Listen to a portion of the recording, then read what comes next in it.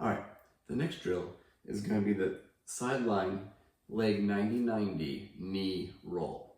Okay, it's called a knee roll, but really all the action is happening in your hips. What we're trying to focus on here is actually getting your hip internal and external, your abductors and adductor muscles working in kind of a unique way on your pelvis. So what you're going to do is put your feet on the wall. You're going to have your heel and your big toe on both sides kind of planted into the wall, kind of gripping the wall. Put a ball or a foam roller between your knees, hand up on your hip so you can kind of feel what's happening here. And what you're going to do is roll that top knee past your bottom knee. Pause, take a breath in and out, and then roll it back, trying to get that top knee past your back knee, or bottom knee. And as you do this, I want you to feel like the hips are doing the work.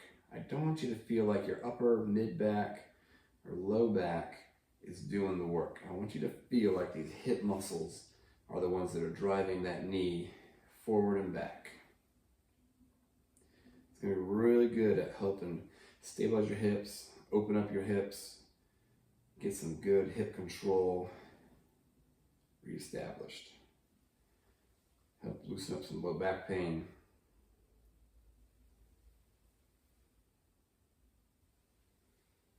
All the while trying to lose that foot contact. Kind of right through your heel, right through that big toe.